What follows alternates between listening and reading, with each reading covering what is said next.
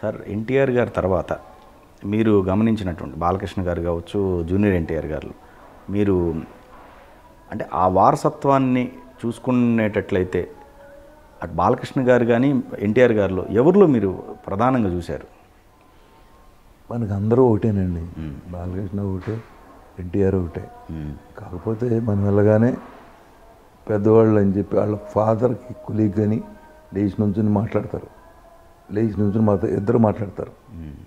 ఇద్దరితోనూ అలాగే ఉంటాం, ఇద్దరితోనూ యాక్ట్ చేసాం.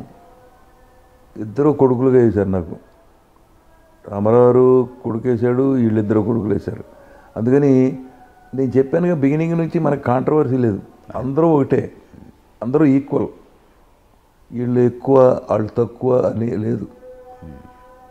ఎందుకంటే హరి పెళ్లి చేసుకున్నప్పటి నుంచి నాకు తెలుసు వీడు ఎన్టీఆర్ పుట్టడం అదంతా మన ముందే జరిగింది. అవన్నీ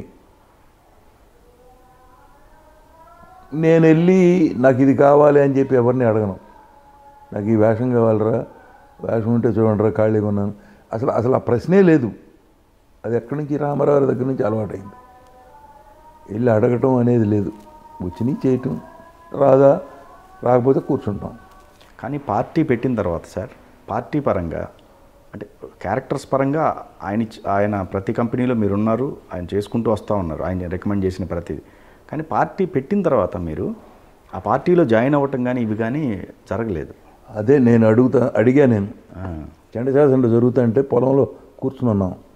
అన్నయ్య మరి మీరు పాలిటిక్స్లోకి వెళ్ళిపోతున్నారు కదా, మా పొజిషన్ ఏంటి, మేము కూడా రామా, నేను రానా అని చెప్పి అడిగితే వద్దు వద్దు వద్దు వద్దు, నేను ఇప్పటికే ఈ లోతు బురదలో కూర్చుకుపోయాను, మన వాళ్ళు ఎవరిని రావద్దని చెప్పు, మన హీరోలందరికీ చెప్పు, కృష్ణరాజు కృష్ణ మంచి వేషాలు రాంచుకుని మంచి సినిమాలు తీయమను, ఈ పాలిటిక్స్ అంత దరిద్రం లేదు అసలు అని చెప్పాడు నాకు. అదే చెప్పాను నేను వాళ్ళకి. ఆయన ఇలా అంటున్నాడే, మంచి వేషాలు రాంచుకోమంటున్నాడు, మంచి సినిమాలు తీయమంటున్నాడు, పాలిటిక్సే వద్దంటున్నాడు అని చెప్పా. అంటే అప్పుడున్న గవర్నమెంట్కు సంబంధించి వాళ్ళకి ఫేవర్గా ఉంటూ ఈయన దూరంగా పెట్టడం లాంటిది కొన్ని జరిగాయి అంటారు, నిజమేనా? అవి వాస్తవేనా? ఒట్టిదే, అవన్నీ ఒట్టి మాటలండి. ఆయన్ని దూరంగా పెట్టడం అనేది జరగదు. అందరూ ఎలా ఉంటుందంటే, ఒక ఐఏఎస్ ఆఫీసరు రామారావుని చూడాలన్నాడు, సరే రావయ్యా తీసుకెళ్దాం, అందరూ కాళ్ళ మీద పడి దండం పెడతారంట, నాకు అలాంటి అలవాటు లేదన్నాడు. సరే రా అని చెప్పి పొద్దున్నే తీసుకెళ్ళి అన్నయ్య ఈయన పలానా సుబ్బారావు